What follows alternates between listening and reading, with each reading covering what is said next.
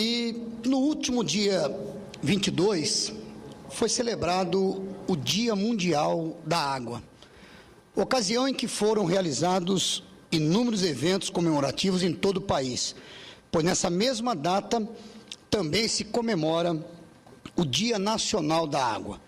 Sabemos todos que a consciência ecológica é uma noção muito recente na história da humanidade e que surgiu como resposta à constatação de que os recursos naturais são findáveis.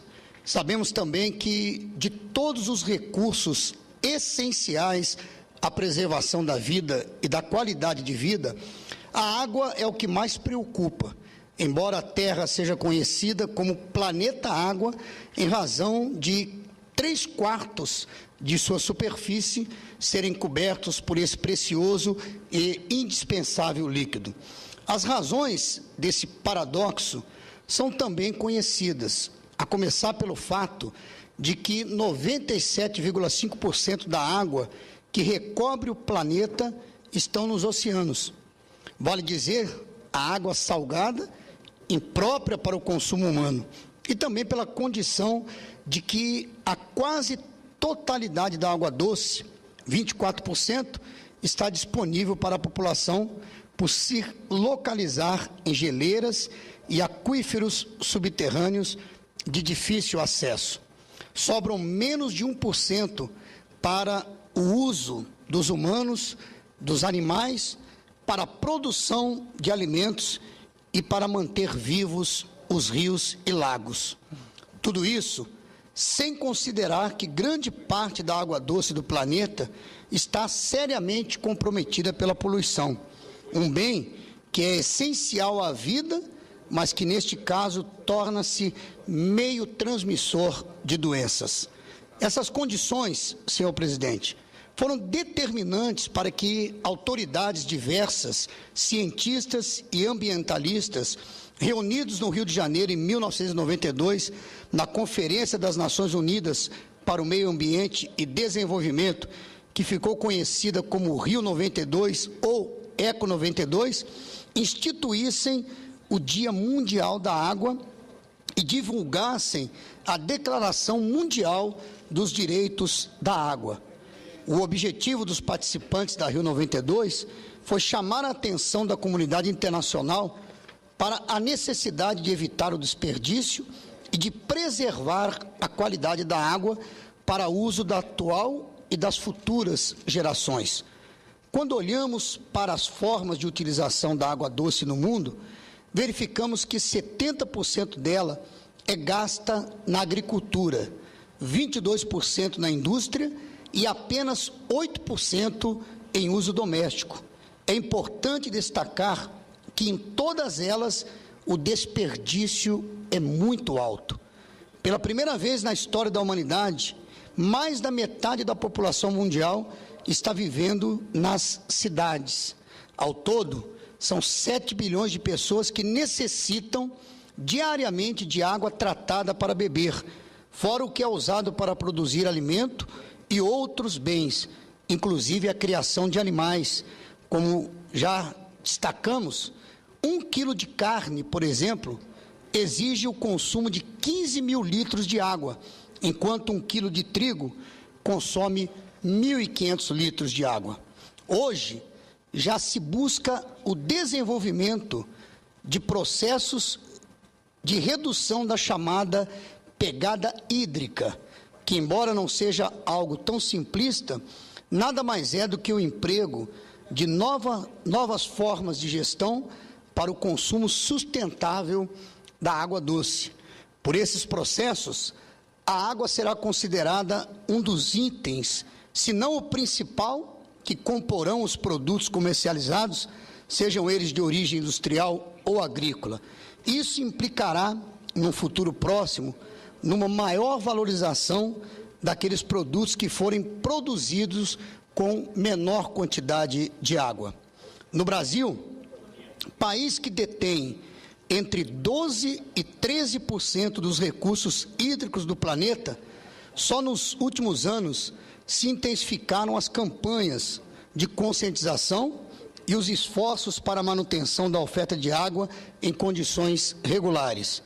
A abundância de água em nosso território, entretanto, não nos permite atitudes descuidadas, a começar pelo fato de que 73% da nossa oferta hídrica está na Amazônia, distante dos grandes centros de produção e das grandes concentrações humanas.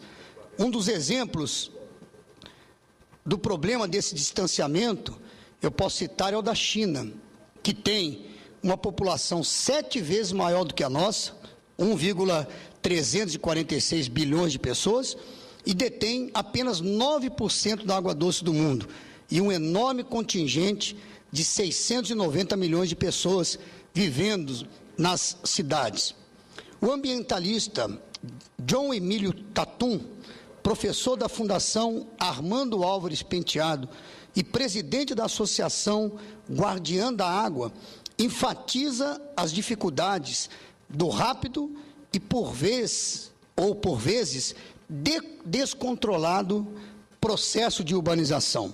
Esse crescimento explosivo da população urbana, diz o ambientalista, impõe desafios sem precedentes, entre os quais a falta de suprimento de água e serviços de esgotamento sanitário são os mais preementes e lesivos. Por outro lado, senhor presidente, senhoras e senhores senadores, o emprego de novas e renovadas tecnologias no tratamento de água e de esgotos é uma notícia alvissareira, inclusive pelo fato de já estar sendo aplicada em algumas cidades brasileiras. Refiro-me à eletrolítica. A técnica do método eletrolítico no tratamento de esgotos não é nova. Vários países já usaram ou testaram esse processo, porém os resultados na época não foram muito satisfatórios.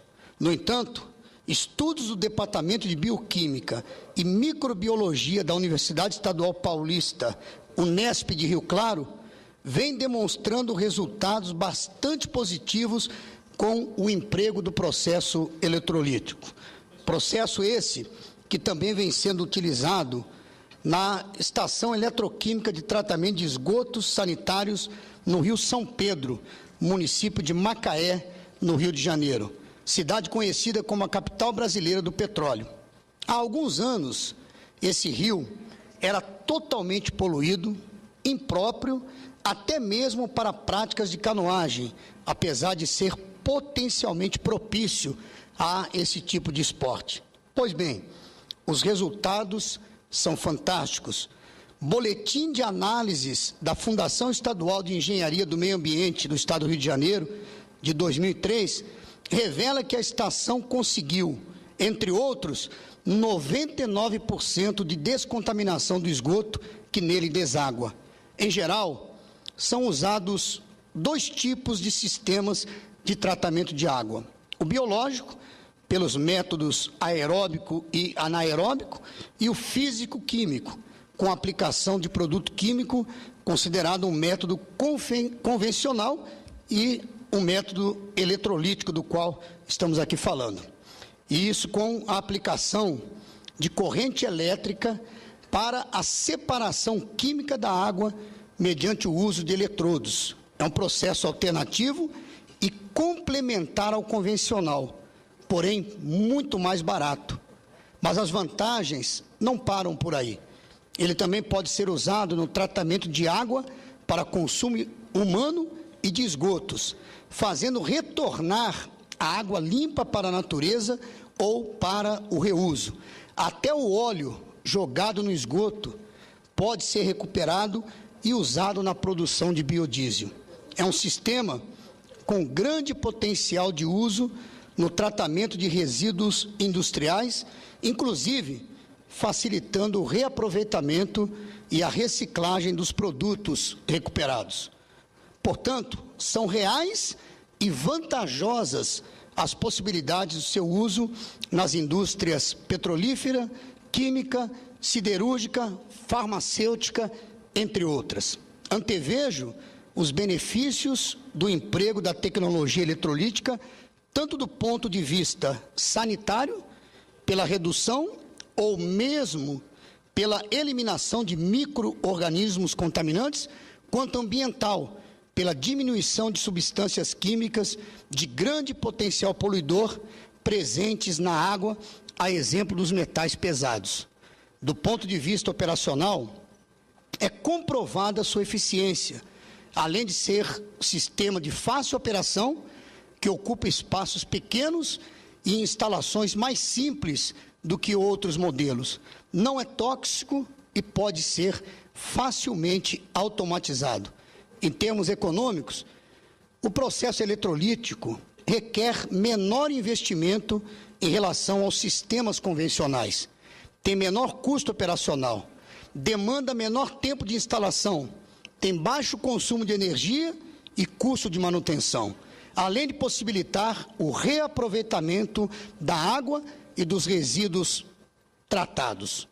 Trata-se de um método simples, se comparado aos demais processos empregados em sistemas convencionais de tratamento de água. Basicamente é usado o reator com barras ou placas de eletrodos, que ao serem energizados fazem o processo de eletrólise a partir da entrada do esgoto bruto no sistema. Com a passagem da corrente elétrica no meio aquoso, há uma quebra das moléculas, momento em que a água se separa dos resíduos sólidos que se transformam em pequenos flóculos. Eu até acrescento que, participando de uma demonstração, de um teste de laboratório, juntamente com o professor Sérgio Lemberg, que é pesquisador dessa tecnologia, eu pude ver ali em loco o tempo e o processo sendo efetivado. E foi usado como teste, primeiro, uma água que foi contaminada com um corante, e no momento que foi feita a eletrólise, em poucos segundos, o corante se separou da água, flocando e flutuando. E o mais interessante, na quebra das moléculas, uma vez quebradas as moléculas, o resíduo não se mistura mais à água. E a água, imediatamente, ela já pode ser lançada para reuso. Então, uma tecnologia que, conhecendo, eu realmente fiquei admirado.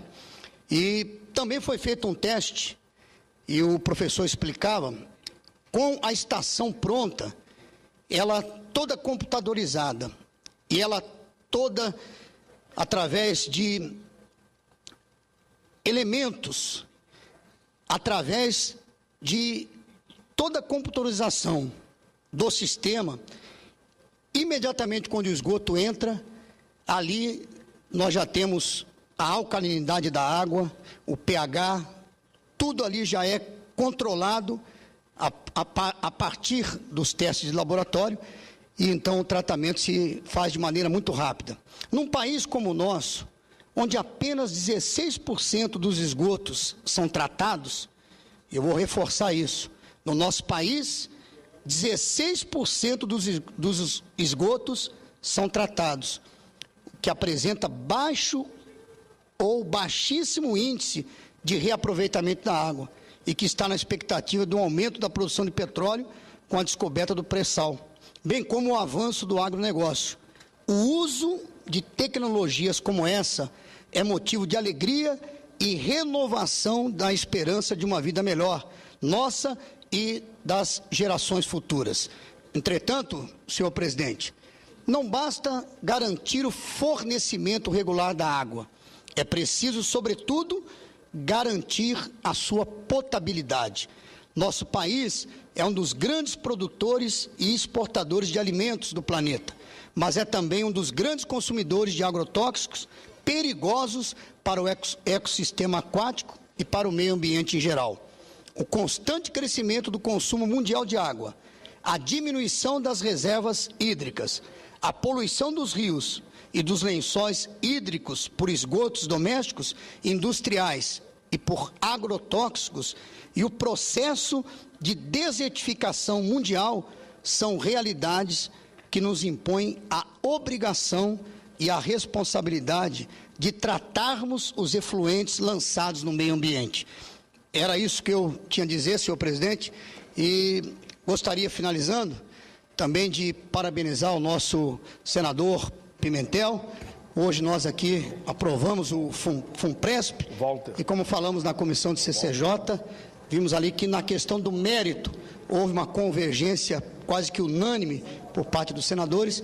Então eu quero parabenizar aqui o nosso relator do FUNPRESP, o senador Pimentel. Presidente, obrigado.